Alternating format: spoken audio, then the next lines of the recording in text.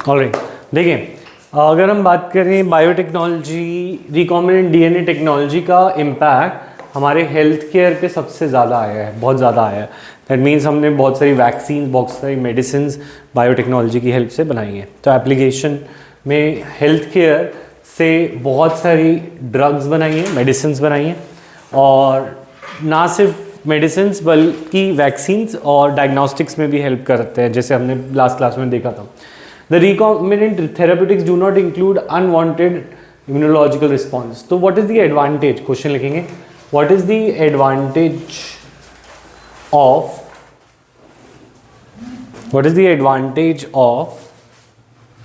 recombinant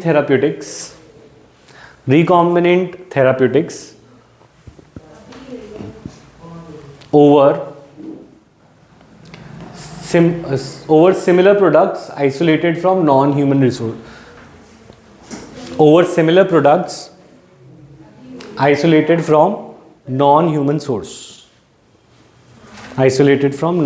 source। हम क्या कह रहे हैं कि कुछ चीज़ें हम बनाते हैं with the help of biotechnology. जैसे फॉर एग्जांपल एक इंसुलिन है जो कि हम बना रहे हैं with the help of biotechnology, और दूसरा इंसुलिन है जो हम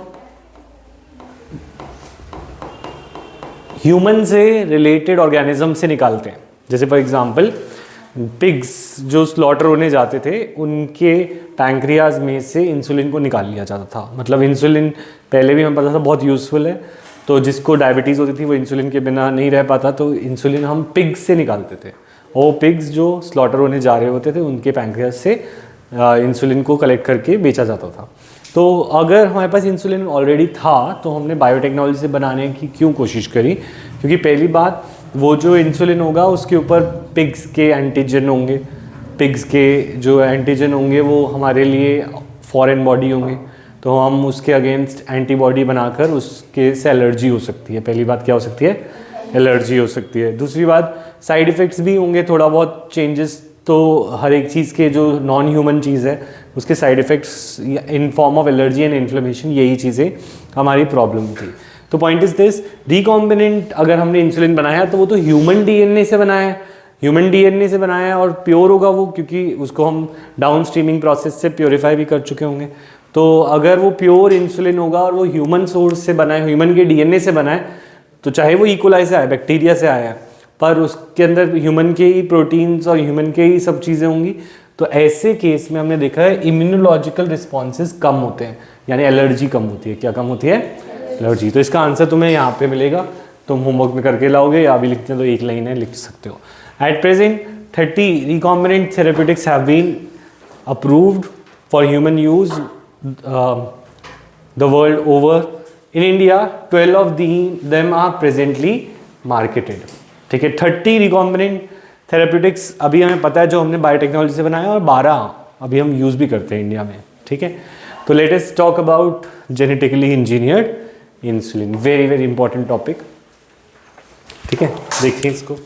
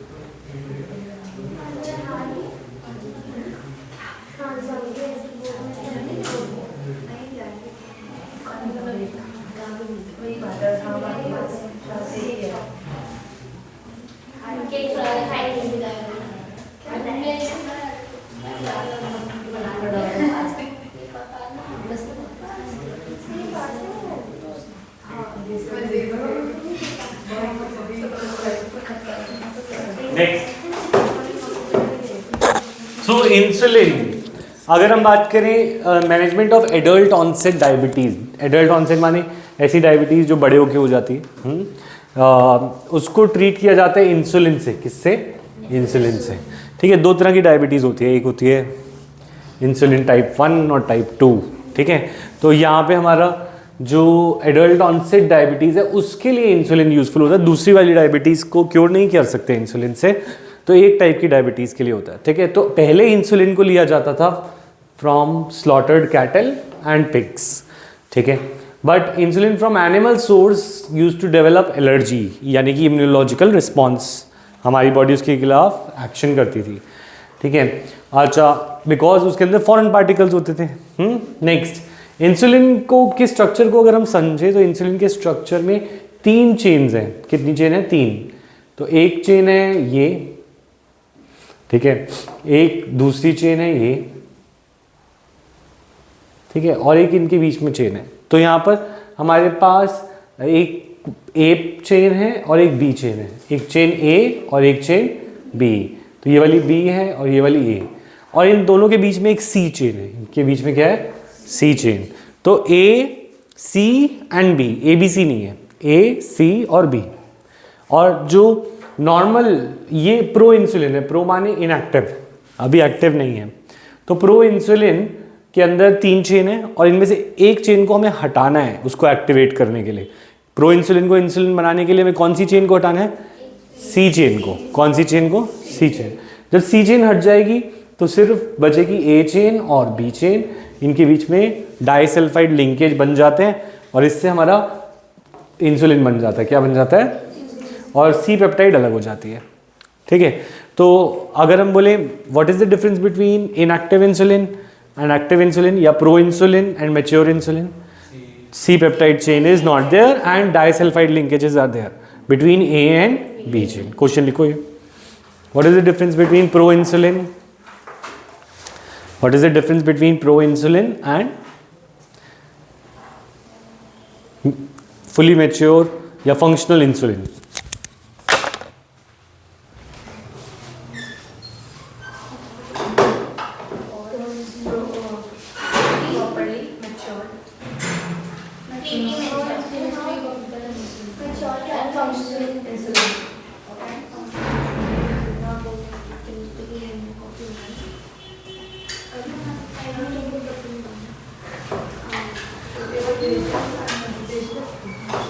लिख लिया question?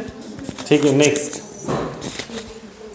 In mammals including humans insulin is synthesized as a pro hormone. ठीक है, और ये हमने पढ़ी लिया कि उसके पास एक एक्स्ट्रा स्ट्रेच होता है, that is C peptide chain. ठीक है, this C peptide chain does not appear in the mature insulin. ठीक है, अच्छा, the main challenge for production of insulin using RDNA was getting assembled into a mature form. तो point is this, insulin हम बना तो लेते हैं पर उसको प्रोसेस कैसे करें? क्यों? क्योंकि प्रोसेसेस इनसाइड द बॉडी होती है। आता हूँ, प्रोसेसिंग किसके अंदर होती है? बॉडी के अंदर। अगर बॉडी के अंदर ही प्रोसेसिंग होती है तो बॉडी जानती है कि उससे सी कैसे निकालना है और उसे एक्टिवेट कैसे करना है।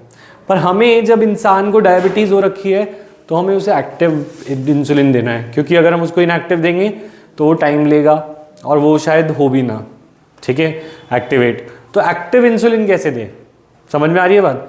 तो अगर हम इसका प्रॉब्लम सॉल्व किसने किया? एली लिली एक कंपनी थी। तो question is what was the main challenge? Question लिखो, what was the main challenge during production of insulin using RDNA technique? What was the main challenge during production of insulin using RDNA technique? तो main challenge क्या था? What is the main challenge during production of insulin using RDNA technique? RDNA technique. तो क्या main challenge था? Pro insulin कैसे डालें? नहीं, active insulin कैसे बनाएं? प्रो इंसुलिन तो हम बना लेंगे। कैसे? जैसे हमने सीखा बैक्टीरिया को जीन दे देंगे तो बैक्टीरिया पूरा प्रोटीन बना देगा। अगर बैक्टीरिया इकोलाई के अंदर मैंने जीन डाल दिया इंसुलिन का, किसका जीन डाल दिया, तो वो एक पेप्टाइड बनाएगा, दो बनाएगा या तीनों बनाएगा? जीन जो इंसुलिन का है उसमें, क्योंकि आगे ए है पीछे बी है और बीच में क्या है सी, अगर इंसुलिन का जीन मैंने डाला तो वो इंसुलिन का प्रोटीन तीनों चेन बनाएगा कि नहीं? तीनों चेनें बनेंगी, और अगर तीनों चेनें बनेंगी तो बीच वाली चेन को हटाएंगे कैसे? तो मेन चैलेंज क्या है? What is the main challenge? Book की लैंग्वेज में ही बोलेंगे तो बुक की लैंग्वेज में द मेन चैलेंज, इसका आंसर यहीं पे लिखा है, using was getting insulin assembled into a mature form, ठीक है, बाय रिमूविंग इट्स, ये वाली दोनों लाइनें आएंगी, ये भी आएगा, C peptide is not present in this, और यहां तक इसका आंसर होगा। लिख लेंगे आंसर, समझ आया? हाँ सी चेन नहीं होगी, तो ये दोनों पॉइंट आने चाहिए इसी लैंग्वेज में। तो इससे फायदा क्या होगा? प्रो और इसमें फर्क क्या है? प्रो और इसमें सी चेन नहीं होती मैच्योर वाले में। अब मैं कह रहा हूँ, हाँ बोलो। तो मतलब बॉडी में डालने से क्या? अगर हम इसको इनएक्टिव फॉर्म में डालेंगे तो उतनी जल्दी एक्ट ही नहीं करेगा। हमें शुगर को जल्दी का कंट्रोल में लाना है, क्योंकि किसी डायबिटीज़ बढ़ी हुई है, शुगर बढ़ा हुआ है, तो इनएक्टिव वाले डालने से तो कोई फ़ायदा ही नहीं है, उसमें टाइम लगेगा, है ना, और वो पता नहीं हो भी ना हो, ऐसे निकल जाए, क्योंकि तो पैंक्रियाज में जाके होता था, हम तो ब्लड में डालेंगे, ठीक है, समझ में आई बात? तो मेन चैलेंज वॉज कि कैसे असेंबल करें, कैसे बॉडी को या बॉडी को एक्टिव फॉर्म में कैसे दें। इनएक्टिव फॉर्म में तो दे सकते थे, आसान था, पर एक्टिव फॉर्म में कैसे दें? तो इसका सोल्यूशन किसने किया? एली लिली एक कंपनी है, फार्मास्यूटिकल कंपनी है, तो ये कंपनी ने क्या किया, इसने सोचा, दिमाग लगाया, इसने सोचा कि चलो हमें चाहिए क्या, ए और बी चेन, दो चेन चाहिए, तो ए का जीन अलग ढूंढ लेते हैं और बी का अलग ढूंढ लेते हैं, ए और बी की प्रोटीन अलग बनवा लेंगे, और उनके बाद में डाइसल्फाइड बॉन्ड्स भी बाद में बना देंगे। मतलब ए जीन जो है वो ले लिया, दूसरे एक बैक्टीरिया को ए जीन दे दिया, दूसरे को बी जीन दे दिया, तो ए पेप्टाइड और बी पेप्टाइड बनी, सी तो बनी नहीं। फिर ए और बी को साथ में रख के सल्फर डाल के सल्फाइड बॉन्ड्स, डाइसल्फाइड बॉन्ड्स बना के उसको प्रोसेस हम बाहर कर लेंगे, एक्टिवेट कर लेंगे। समझ में आई बात? नहीं आई? पॉइंट इज दिस, या तो ये पूरा का पूरा था ना, इसकी बजाय हम ए और बी को सेपरेटली बनवा लेंगे, ए अलग बनवा लिया, बी अलग बना लिया, और लैब में उनको बॉन्ड बना देंगे। सी बनाया ही नहीं, सी का जीन डाला ही नहीं, तो सी का प्रोटीन ही नहीं बना। समझ में आई बात? नहीं आई? नहीं, हाँ क्या हुआ बोलो? तो प्रो इंसुलिन की जरूरत है क्या अभी? प्रो इंसुलिन की कोई ज़रूरत नहीं है, हमारी बॉडी में प्रो इंसुलिन बनता है, तो हमारी बॉडी में जो जीन होता है उसमें प्रो इंसुलिन का जीन होता है, नॉर्मल इंसुलिन का नहीं होता। तो हमने पहले प्रो इंसुलिन के जीन से कट करके सिर्फ ए का जीन निकाला और बी का जीन निकाला। सी कहाँ जाएगी अगर हमारे पास है? हाँ, सी सी चेन कहाँ जाएगी? सी चेन बनाई नहीं हमने, नहीं, अगर बनता है हमारी बॉडी में तो वो मेटाबोलाइज हो जाता है, प्रोटीन टूट के अमीनो एसिड बन जाते हैं। ठीक है, बोलो क्लियर है? अच्छा, तो इसका what was the, how was the, लिखेंगे how was the problem solved, इसी क्वेश्चन में कंटिन्यू करेंगे। How was this problem solved, या फिर इस चैलेंज को सॉल्व कैसे किया? तो इसका आंसर गिवन है नीचे, इसका आंसर गिवन है कि A and B chains were introduced into E. coli, plasmids of the E. coli, and chain A and B were produced separately, extracted and combining them by disulfide linkages. तो हमने उनको एक bacteria को बोला कि तू सिर्फ ए चेन बना, एक बैक्टीरिया को बोला तू सिर्फ बी चेन बना, ए और बी चेन आ गई, फिर उनको जोड़ दिया लैब में डाइसल्फाइड बॉन्ड्स, तो ये प्रॉब्लम को सॉल्व कर दिया। क्लियर है पॉइंट? तो इसका answer very important question and answer clear हो जाएगा जसलीन। नेक्स्ट, और ये डायग्राम विद डायग्राम बनाना बहुत ज़रूरी है, नेक्स्ट क्लास में टेस्ट होगा, और जो पीछे वाली क्लास है उसका भी आ सकता है, दोनों क्लासेस का, ठीक है। वीडियो भेज दूंगा जो जो एब्सेंट था, बाकी तो छोटा सा ही है। Next, gene therapy. Gene therapy is the collection of method that allows correction of a gene defect that has been diagnosed in a child और एम्ब्रियो। जीन थेरेपी क्या है? कलेक्शन ऑफ मेथड है that allows for correction of a gene defect that has been diagnosed in a child और embryo. अगर हम देखो baby पैदा होने वाला हो, ठीक है, उससे पहले ही डॉक्टर के पास टिश्यू फ्लूइड्स वगैरह होते हैं, तो उससे हम पता लगा सकते हैं कि जो बेबी के सेल्स हैं, एमनियोटिक फ्लूइड हमने पढ़ा था ना, तो उससे हम जैसे सेक्स डिटर्मिनेशन टेस्ट होता था कि मेल है या फीमेल, पर उसका एक्चुअल रूल वो नहीं था। उसमें हमने बोला था वो यूज़फुल होता है एमनियोटिक फ्लूइड, क्योंकि उससे हमें पहले ही पता चल जाता है कि बच्चे को कोई जेनेटिक डिसऑर्डर तो नहीं होने वाला जो लाइफ थ्रेटनिंग हो। तो अगर हमें पता चल गया कि उसको होने वाला है जेनेटिक डिसऑर्डर, तो उसको करेक्ट करना चाहेंगे हम, और उसको करेक्ट करने के जो मेथड्स हैं उनको जीन थेरेपी बोलते हैं। उनको क्या बोलते हैं? जीन। अगर किसी का भी कोई जीन खराब है उसको ठीक करना है तो that is called gene therapy. तो डेफिनेशन ऑफ जीन थेरेपी खुद लिखें, अभी लिखें, what is gene therapy, question लिखें, व्हाट इज जीन थेरेपी।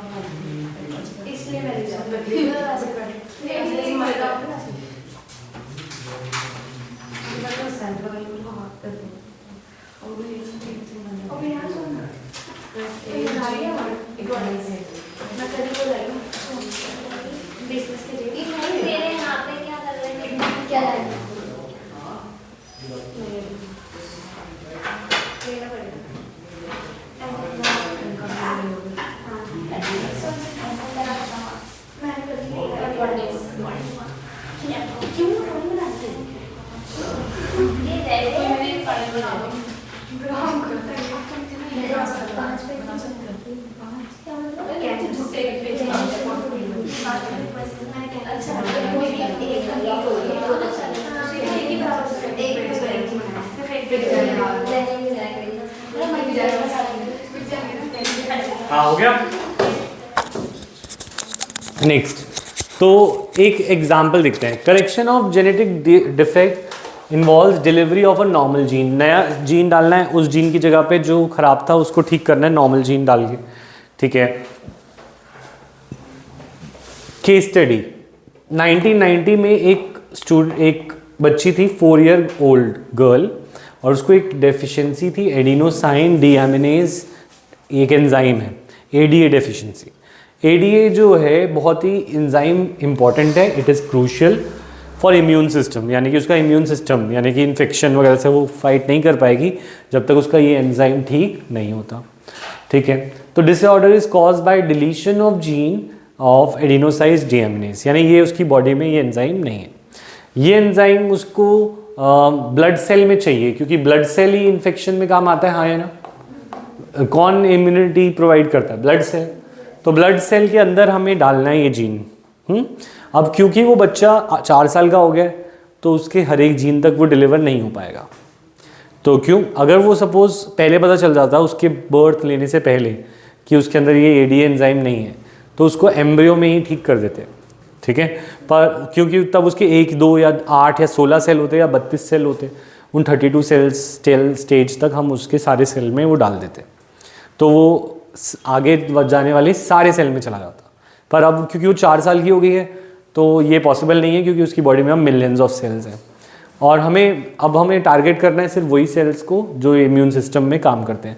क्योंकि उसके स्किन के सेल्स तो इम्यूनिटी प्रोवाइड कर नहीं रहे, मतलब वैसी इम्यूनिटी नहीं प्रोवाइड कर रहे जो एडीए के लिए चाहिए, या आइज़ के या हेयर के, ये सारे सेल्स तो हमें चाहिए ही नहीं ना। तो हमें मेन सेल पे ध्यान देते हैं अब जो ब्लड के सेल्स हैं, तो उसमें देखते हैं कि अब क्या ब्लड सेल में हम डाल सकते हैं, क्योंकि अब टाइम तो जा चुका है जो जिससे हम पूरा करेक्ट कर देते, तो अब हमें ये देखना है कि अभी के लिए हम उसको प्रिवेंट कैसे करें। तो in some children it can be cured by bone marrow transplant. Bone marrow is the organ where blood cells are produce, blood cells produce होते हैं बोन मैरो में। बोन मैरो कहाँ होता है? बोन्स के अंदर, लॉन्ग बोन्स के अंदर पाया जाता है बोन मैरो, ठीक है। तो अब पॉइंट इज दिस, अगर इसके बोन मैरो में एडीए का एंजाइम नहीं है तो किसी और डोनर के में तो होगा ना, क्योंकि डोनर के पास तो ये डेफिशिएंसी नहीं है। तो अगर हम किसी डोनर से बोन मैरो ही ट्रांसप्लांट करा दें, क्योंकि बोन मैरो इस किसी और पर्सन का है तो उसके पास तो एडीए होगा, और जो इसकी बोन मैरो ब्लड सेल्स बनाएगी उसके अंदर भी एडीए एंजाइम होगा, है ना। तो इससे जो ब्लड सेल्स बनेंगे वो एडीए के साथ बनेंगे, ठीक है। तो इससे वो क्योर हो जाएगा पर फॉर लिमिटेड टाइम, क्योंकि बोन मैरो की भी एक्सपायरी पीरियड होता है। तो पॉइंट इज 6 महीने बाद उसे फिर से डोनर ढूंढना पड़ेगा, फिर 6 महीने बाद फिर से ढूंढना पड़ेगा, हर साल उसे बोन मैरो ट्रांसप्लांट के लिए नए डोनर्स ढूंढने पड़ेंगे। तो point is this, it can be treated with, treat कैसे किया जा सकता है? बोन मैरो ट्रांसप्लांट से। एंड एक और तरीका है, that is enzyme replacement therapy. Enzyme replacement therapy में हम क्या करते हैं, एडीए का एंजाइम ही उसको इंजेक्शन से दे देते हैं। दोनों अप्रोचेस क्यूरेटिव नहीं है, यानी ना इससे वो पूरा प्रॉपर ठीक हो पाएगी ना इससे, तो इसको बार बार लेना पड़ेगा, इंजेक्शन ले या फिर बोन मैरो ट्रांसप्लांट ले, दोनों में से कुछ ना कुछ उसे हॉस्पिटल में जाके बार बार कराना पड़ेगा, ठीक है। As a first step towards gene therapy, एक और अगर हम अब जीन थेरेपी की बात करें, क्योंकि ये दोनों जो थे they are not gene therapy. Bone marrow transplant में हमने कोई डीएनए चेंज किया, डीएनए इंट्रोड्यूस किया? नहीं। हमने क्या एंजाइम रिप्लेसमेंट थेरेपी में कोई डीएनए इंट्रोड्यूस किया? नहीं किया, ठीक है ना। नहीं, तो अब हमें क्या चाहिए? अब हमें चाहिए कि कुछ जीन का यूज़ करके हम कुछ क्योर कर सकते हैं, ठीक कर सकते हैं। तो let us talk about gene therapy ने यहाँ पे कैसे रोल ली। तो जीन थेरेपी में हमने क्या किया, उस बच्चे की ही ब्लड सेल लिए, ये बच्चे का हाथ है, तो बच्चे के हाथ से हमने ब्लड लिया और ब्लड के अंदर ब्लड सेल्स को मीडियम में ग्रो किया, ठीक है। मीडियम में ब्लड सेल्स को खाना दिया तो वो सर्वाइव करेंगे, है ना। तो अब हमने क्या किया, हमने वेक्टर यूज़ किया। हमने बोला था retrovirus can be use as a vector, जब हमने कॉम्पिटेंट होस्ट पढ़ा था। तो एनिमल सेल्स के अंदर अपना जीन पहुंचाने के लिए हम रेट्रोवायरस का इस्तेमाल कर सकते हैं, डिसआर्म्ड पैथोजन। और ये जो हमने यूज़ किया उस वेक्टर का नाम है ADA-cDNA, adenosine deaminase, cDNA is from the retrovirus, ठीक है। It is then introduce into the lymphocytes. हमने उस वायरस को बोला कि वायरस जाकर ब्लड सेल्स को क्या करो, इन्फेक्ट। हमने बाहर ब्लड सेल्स निकाल ली थी उसकी लिम्फोसाइट्स के अंदर के साथ रेट्रोवायरस को डाल दिया। रेट्रोवायरस का काम होता है इन्फेक्शन करना, वो इन्फेक्शन कर रहा है पर ये डिसआर्म्ड है, तो दैट मीन्स ये डिजीज़ कॉज नहीं कर रहा पर हमारा जीन ऑफ इंटरेस्ट उसके अंदर ट्रांसफ़र कर देगा, दैट इज़ ADA का एंजाइम, ठीक है। इससे क्या होगा, जब वो सेल्स के अंदर लिम्फोसाइट्स के अंदर ADA का एंजाइम का जीन पहुंच जाएगा तो लिम्फोसाइट्स को वापस उस बच्चे के अंदर डाल देंगे। तो इससे क्या होगा, डोनर की ज़रूरत नहीं पड़ेगी पहली बात, ठीक है। ये उसके खुद के सेल थे, है ना, बस उसके अंदर हमने अपना जीन डाला और वापस उसको इंट्रोड्यूस कर दिया। तो इससे क्या होगा कि ये थेरेपी कर करके हम चला सकते हैं, क्योंकि इसमें डोनर कम से कम बाहर का कोई रिक्वायरमेंट नहीं है, उसके अपने ही सेल्स और उसके अपने ही सेल्स पे हमने ट्रीट करके उसको वापस दे दिया, ठीक है। अब अगेन ये भी क्यूरेटिव नहीं है, ये भी बार बार करना ही पड़ेगा, क्योंकि लिम्फोसाइट्स की भी एक लाइफ स्पैन होता है और वो जब ख़त्म हो जाएगा तो लिम्फोसाइट्स मर जाएंगी, तो नई लिम्फोसाइट जो बनेगी उनमें ADA नहीं होगा, तो क्योंकि बोन मैरो में ADA नहीं है। तो however as these cells are not immortal, patient requires periodic infusion of these genetically engineered lymphocytes, ठीक है। However, if the gene isolate from the marrow cells producing ADA into the cells at the embryonic stage, then it could have been a permanent cure. वो कह रहे हैं इसका permanent cure कैसे हो सकता था जसलीन, जब हम एम्ब्रियो के अंदर वो डाल देते, जीन डाल देते, जब वो बच्ची थी वो बहुत कम सेल्स में, तब ये काम प्रॉपर हो जाता। तो how many approaches for ADA deficiency हमने यहाँ पे पढ़ी, 4। फर्स्ट क्या थी,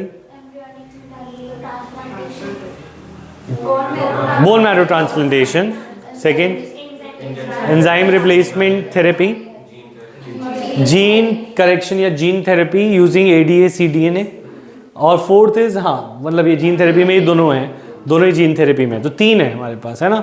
आज इनमें से एक ही जीन थेरेपी है, बाकी 2 जीन थेरेपी नहीं है। ठीक है, क्वेश्चन लिखें इसका, घर पे करके लाओगे, लिखें। तो क्वेश्चन क्या था? हाँ, what are the approaches to treat ADA deficiency? What are the approaches to treat ADA deficiency?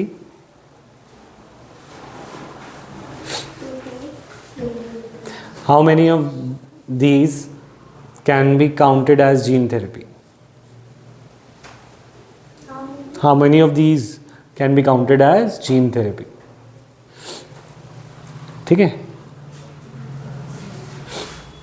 Next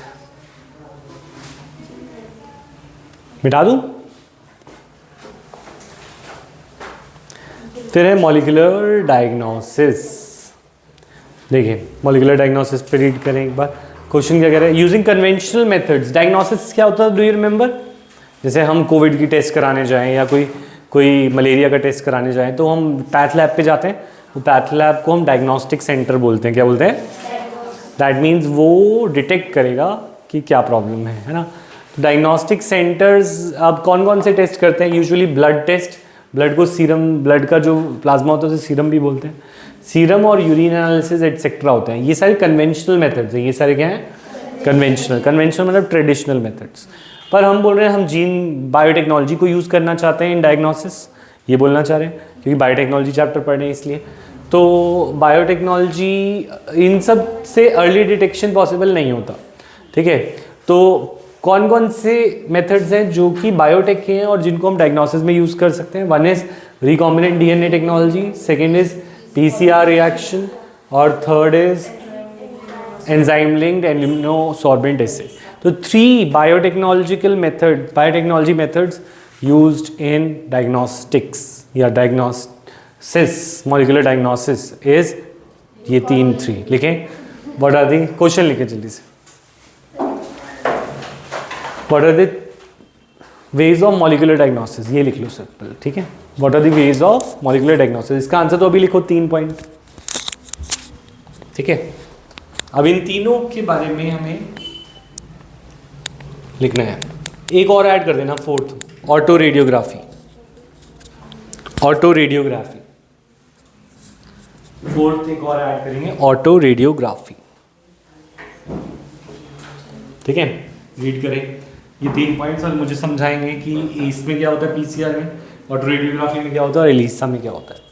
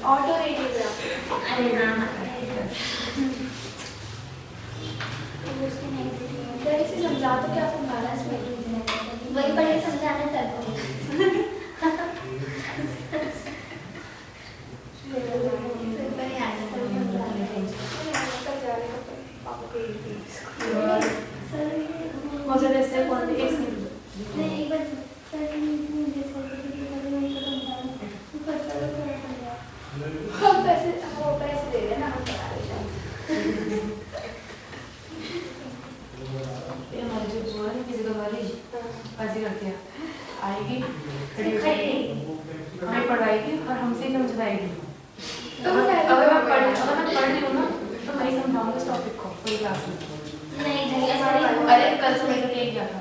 दूसरे पूछने की उठ के कल तो मेरे साथ यही किया था, फिर मैं जा रही हूँ।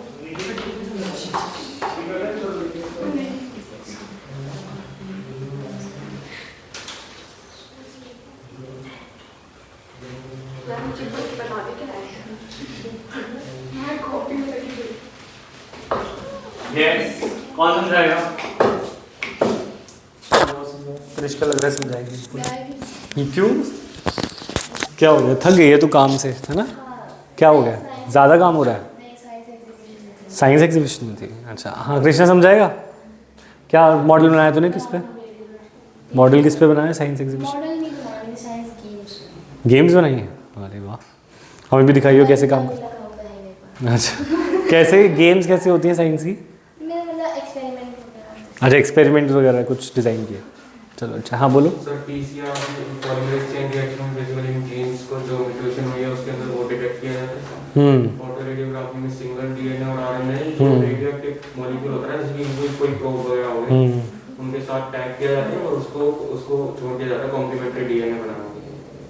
अच्छा, और जो म्यूटेटेड होते हैं वो फिल्म के करेक्शन नहीं करते। तुम सब ट्रांसलेट तो अच्छा करते हो। फिर समझाओ कुछ अच्छा। पीसीआर देखो, पीसीआर ऐसे ही बोला कि देखो सपोज जैसे कोविड वाला इंसान एक इंसान से एक छोटा सा सैंपल लेके जाता है, स्वैब लेके आता है, ठीक है, वो उतने से कभी कभी काम नहीं होगा तो उसको पहले हम पीसीआर में लगा देते हैं, उससे इतना सारे वायरस हो जाएंगे, इतना सा सैंपल से वायरस बढ़ाना है। तो पॉइंट इज दिस कि हमें एक छोटा सैंपल लेके आए हैं पर उसके सैंपल्स की कॉपीज़ बना के रख लेते हैं पहले, ताकि अगर मेरे बाई चांस कुछ वायल टूट गया या कुछ हो गया तो वो गया, उसका टेस्ट का रिपोर्ट क्या लिखोगे तुम?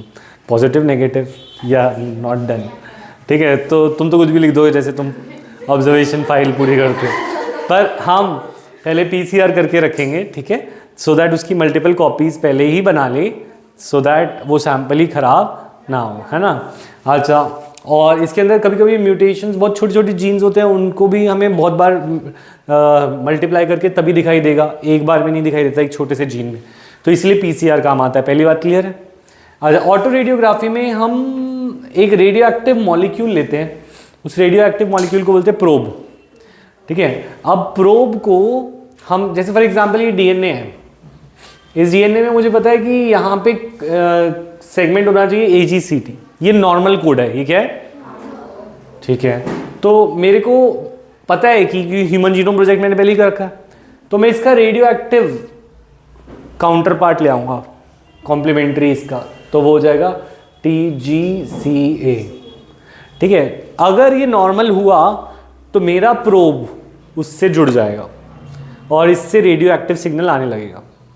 अगर ये नॉर्मल नहीं हुआ, एबनॉर्मल हुआ, म्यूटेशन हुई, तो म्यूटेशन होने पर हम इसके अंदर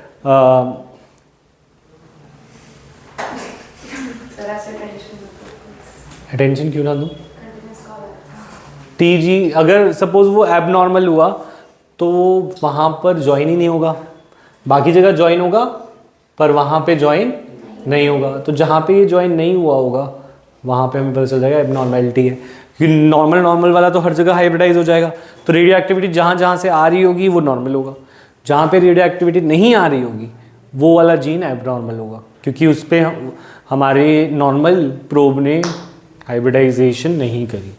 तो यहाँ पे लिखा हुआ ऐसा कुछ, समझ नहीं आया? पॉइंट इज दिस, ये हमारा इंसान जिसके अंदर देखना है कि म्यूटेशन है या नहीं, ये वो इंसान का डीएनए का एक स्ट्रैंड, और दूसरा मैं प्रोब लाया हूँ। क्या लाया हूँ? प्रोब जो है वो प्रोब्स चिपक जाते हैं नॉर्मल साइड से, क्योंकि नॉर्मल साइड के ऑपोजिट उसके पास कोड्स होते हैं। अब सपोज एक जगह पे यहाँ पर वो हमारे प्रोब अटैच नहीं हुए, तो दैट मीन्स यहाँ पर हमारा नॉर्मल कोड प्रेजेंट नहीं है, म्यूटेशन है यहाँ पे। क्या है? म्यूटेशन। तो हम म्यूटेशन को ढूंढ पाएंगे with the help of auto radiography. तो यहाँ पे लिखा हुआ है the clone having the mutated gene will not appear on the photographic field. जहाँ पे म्यूटेशन होगा वो रेडियो सिग्नल नहीं भेज रहा होगा, रेडियो एक्टिव सिग्नल उसका, क्योंकि हम तो नॉर्मल वाले जीन लाए हुए हैं, तो अगर एबनॉर्मल है तो उसके साथ वो चिपकेगा ही नहीं, और चिपकेगा नहीं तो वो ऑटो रेडियोग्राफी फिल्म पे आएगा नहीं। जहाँ पे फिल्म पे सिग्नल नहीं आ रहा दैट मीन्स वहाँ पे म्यूटेशन। क्लियर?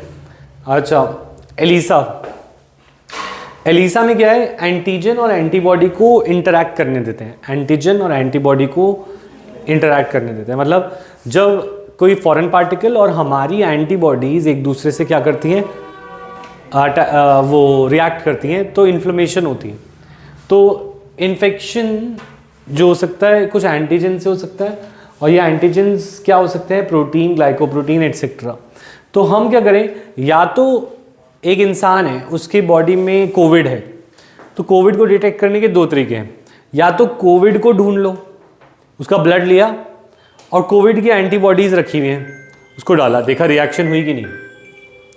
अगर कोविड की रिएक्शन हुई तो मतलब वो कोविड है उसे। दूसरा तरीका ये है, कोविड रखो अपने पास और उसमें अगर कोविड होगा तो उसके पास कोविड की एंटीबॉडीज होंगी।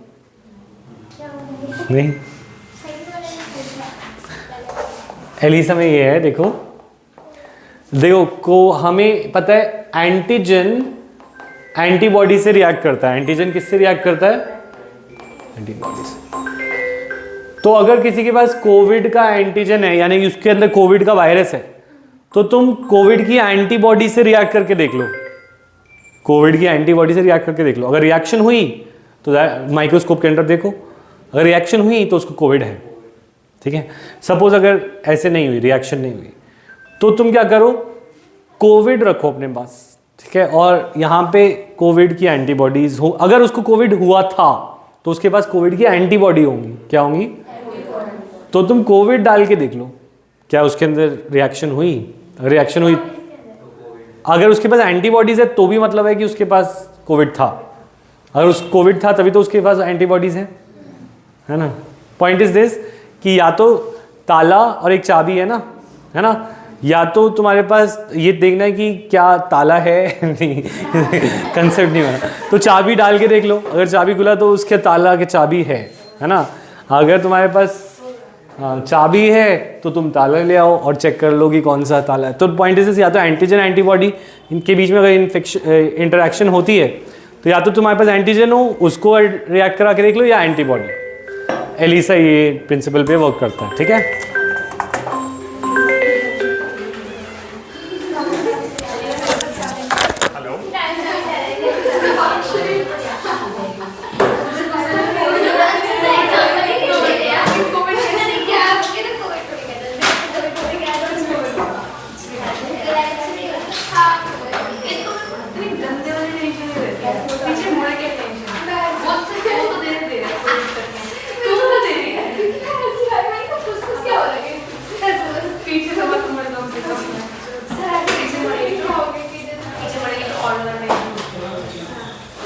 सर